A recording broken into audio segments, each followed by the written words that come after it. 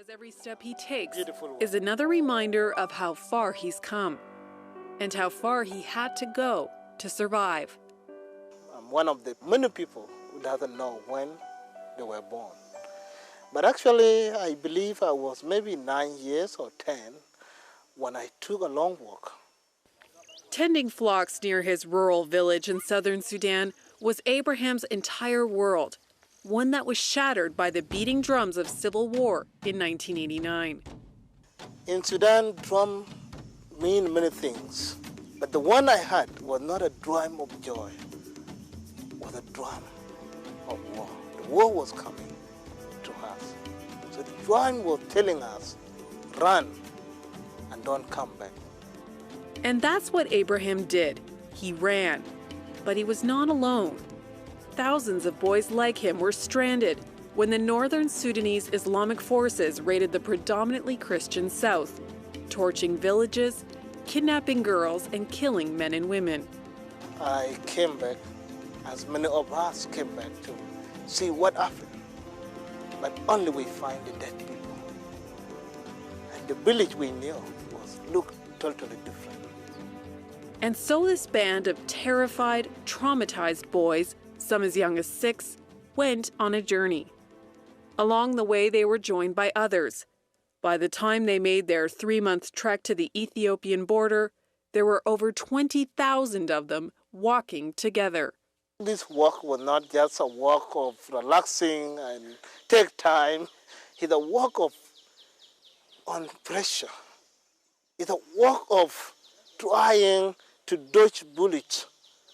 It's a walk of trying to fight with wild animals.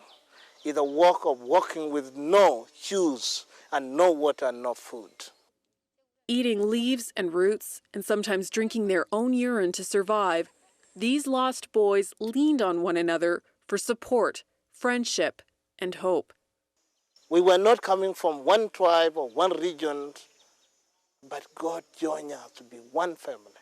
In fact, the lost boy called themselves brothers. And it was a journey that brought Abraham Nhial to find his true father, the one who would never leave him or be taken away by war. It was in 1989 when I made it to Ethiopia, and I had this preacher. A pastor was preaching on Sundays, and the book actually which changed my whole life was John 3:16.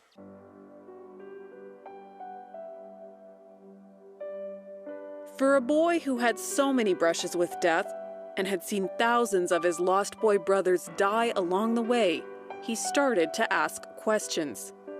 And even in my long journey, one of the questions I've been asking myself was, what is the meaning of life if this thing happened to us? But I came to know this when I became a Christian, that actually the meaning of life was that one on the cross when Jesus gave his life to all humankind. Unless we discover that, we will not know the meaning of life. And that's why Abraham says he was saved, why he made it when others didn't. Not because of his faith so much, but because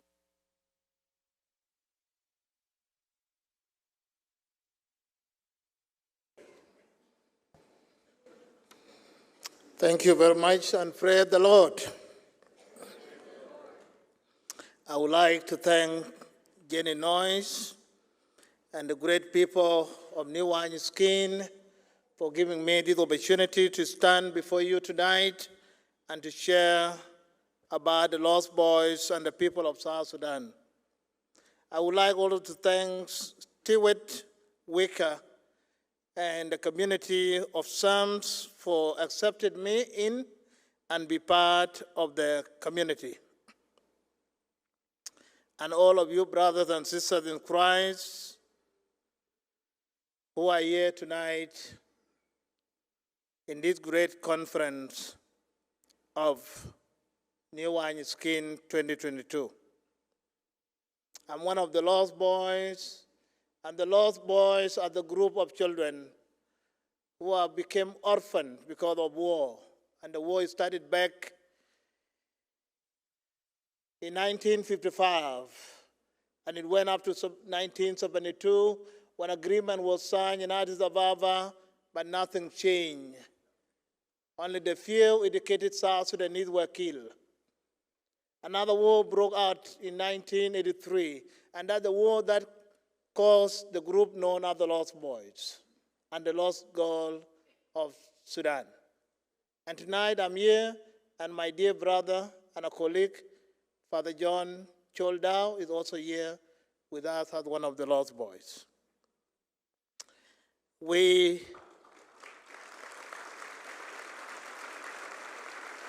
Thank you very much.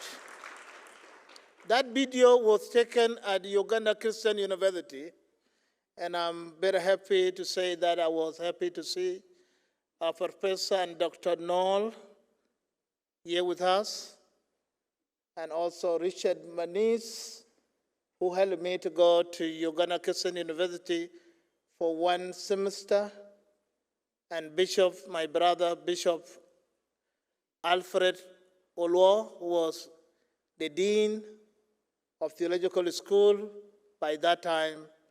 And I want to thank my great friend and a brother Bishop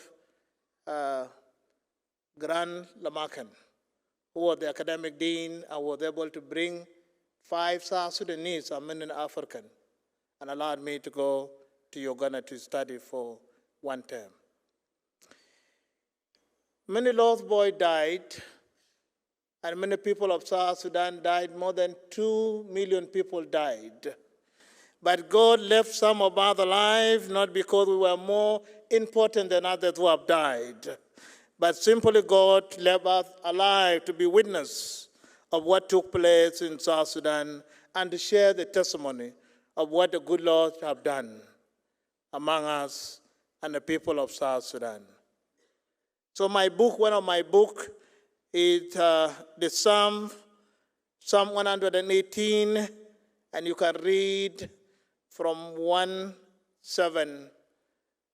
It said, I shall not die, but live to share the work of the Lord. By God's grace, I came to this country when American government invited 4,000 lost boys to come to America to start a new life of going to school and work. And I was one among the 4,000 lost boys, a young ordained deacon who came and settled in Atlanta, Georgia, one of the great cities in America. But God called me back home to share the love of Christ with my people. And lately, I've been going to Sudan to share the gospel of Christ. In Matthew 5:45, the gospel said, it is not enough to love our neighbors as ourselves, but also we should love our enemies, bless them, and pray for them. The civil war in South Sudan and Sudan displaced many communities and destroyed many Christian teaching institutions. Lately, in the Diocese of Will, I'm committing to train the pastors and invest on young people education and many other things to bring the gospel of Christ to my people. God is raising up indigenous evangelists to reach their people with the gospel of Christ in the Diocese of Will, and God has called us for missions to reach to our own enemies, our former enemies, with the gospel of Christ. Training faithful disciples of Jesus Christ became one of our main focus in the Diocese of Will. Education to the boys and the girls, build a school to more than 700 kids at St. Joseph Primary School has become one of the main programs that the Diocese of Will is committed. Having a sewing machine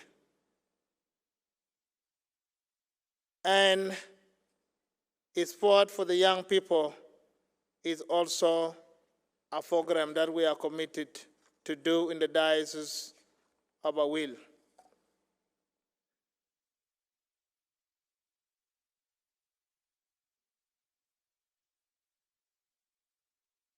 St. Joseph Primary School, as you've seen in the pictures, started with nothing.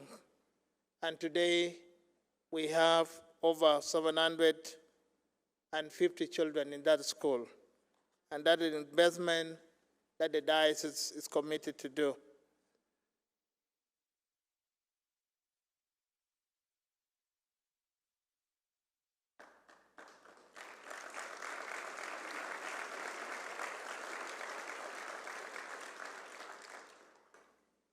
People of South Sudan have been divided by war for many years, conflict within the family, in the community, in the region, and in the nations. We've been looking for a way of bringing our people together. Sport has become one of the tools that the churches use to bring the young people together. In sport, they don't ask, what tribe are you from? In Africa, we have been affected and divided by our tribe, by our region and our community. But in sport, they don't ask, what tribe are you from? What they need to know, do you know how to play? And these young people have been coming together, and we form a sport group called Christ Community FC. And they come from nowhere and now competing with the giants in sport in our state, in Will. We are not competing with them to win the game, but we are bringing the gospel to the young people through sport. So our churches are full of young people through sport.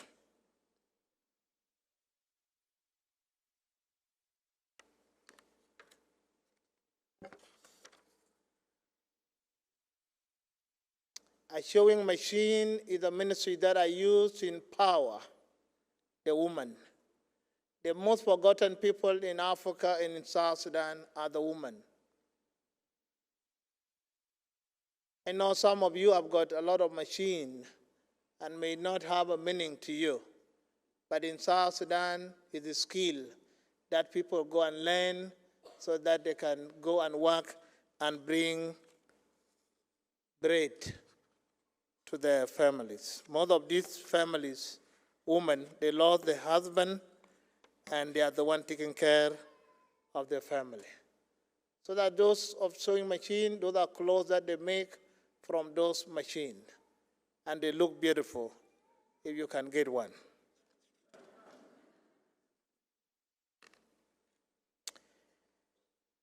I'm not somebody that grew up in Sudan. I grew up in the bush. I walked from Awil 4 months to Ethiopia. And from Ethiopia, I went to Kenya. And when I went back as a bishop, I found it difficult that I don't know anything about Sudan. So I decided in 2017 to go to Sudan for the first time to share the gospel. And these are the pictures of my mission to Sudan. I went from Khartoum, and if you go to Khartoum and remain in Khartoum, you may come back saying that Khartoum is a well-built country, but if you go outside of Khartoum, you will be able to see the reality. So I went from Khartoum to Port Sudan, and from Port Sudan to Kassala, and to Gadaref, and to Madani. These are typical Muslim areas. And I went with my bishop of Port Sudan, a very brave man. And I thank God tonight here I have my brother David Condron, who's been praying and worked so hard for the people of Bija. And when I went there, I cried of what I saw. The radical Muslims are not even good to their own people. I thought they were so bad to us. But what I saw in Sudan was horrible. So I go there to do training to the pastors and to share the gospel with them and encourage them and share my own life stories and testimony with them.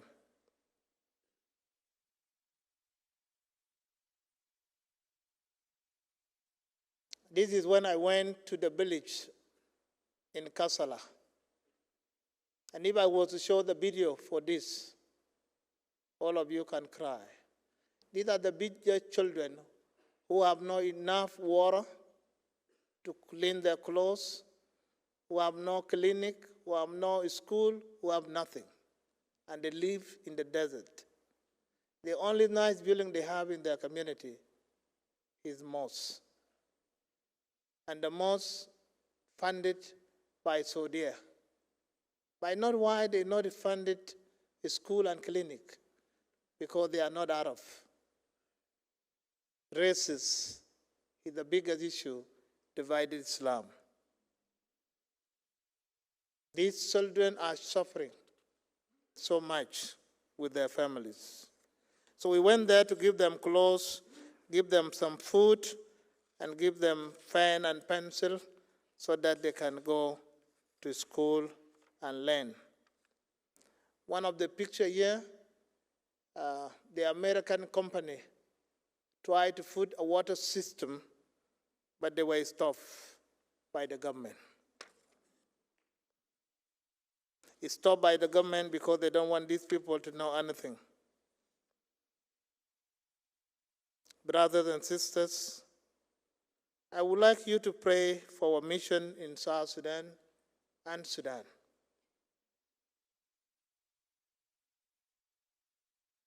Try to help us to train our own pastors and church leaders to be able to share the gospel in South Sudan and Sudan.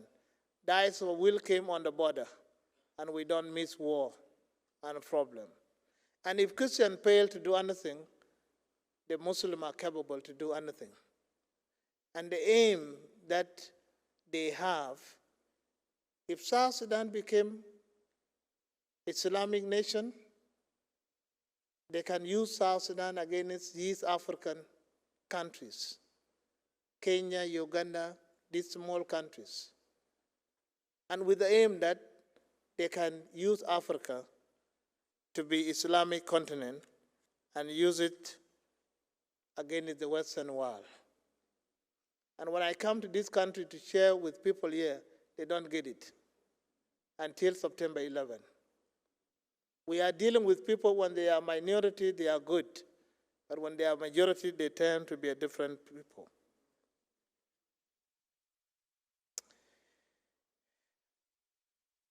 One thing that we are using now to reach the Muslim in a will, because in a will we have Darfur, is English language. English became international language and a tool that God is using now to reach Islamic world. And we can use English to reach them. It is time for faithful Anglican and Christian to share the love of Christ with everyone in the world, everywhere. And this world will not remain the way it is. We are praying that God will raise up more indigenous evangelists and missionaries to our villages, town in South Sudan and in the world to preach the gospel.